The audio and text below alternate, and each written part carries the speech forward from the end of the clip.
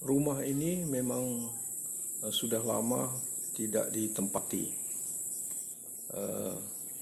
Sesekali ada terdengar suara gesekan pintu, hempasan daun jendela, juga bunyi-bunyian yang mencicit. Tetapi ketika didatangi, bunyi itu menghilang.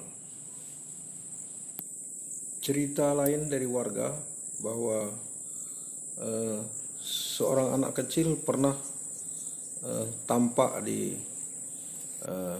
bibir jendela itu, tetapi tidak masuk akal karena setelah dilihat tidak ada apa-apa pun di rumah ini, karena memang rumah ini adalah rumah yang kosong.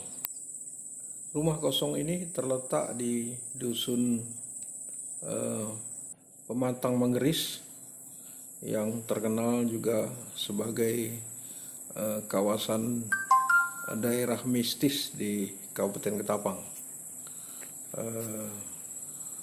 Karena itu warga sering bercerita tentang mitos maupun kejadian-kejadian aneh yang sering terlihat di kawasan ini. Salah seorang warga pernah lari tunggang-langgang di malam hari karena mendengar adanya suara ekskavator berjalan. Padahal ekskavator itu dikunci dan tidak ada satu orang pun yang menggerakkannya. Warga lain juga pernah bermalam di sekitar rumah ini. Tiba-tiba di tengah malam dilempar oleh seseorang menggunakan helm. Helm siapa? Sampai sekarang tidak tahu mengapa mereka dilempar dengan helm di malam hari. Konon menurut para orang tua bahwa rumah yang ditinggalkan tidak dihuni cenderung akan dihuni oleh jin ataupun makhluk sakral lainnya yang senang mendiami daerah yang kosong ini. Cerita ini berkembang dari mulut ke mulut dan tidak pernah bisa dibuktikan.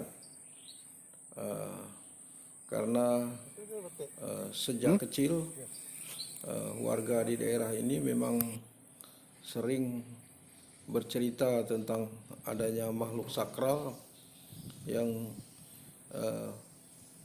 selama ini tidak pernah terbukti. Bisa jadi bahwa bunyi-bunyian maupun gerakan-gerakan yang ada dalam rumah adalah ilusi semata, karena secara ilmiah memang tidak dapat dibuktikan, tetapi faktanya memang ada, sehingga rumah hantu ini menjadi salah satu misteri yang belum terungkap di daerah kita. Tak hanya makhluk sakral yang senang mendiami rumah kosong, beberapa hewan seperti tikus, kumbang, dan lain-lain juga sering mendiami rumah kosong ini, sehingga bunyi-bunyian yang diciptakan oleh hewan ini cukup menyeramkan bagi yang tidak paham. Rumah hantu ini memang masih misteri dan mungkin saja itu adalah sebuah ilusi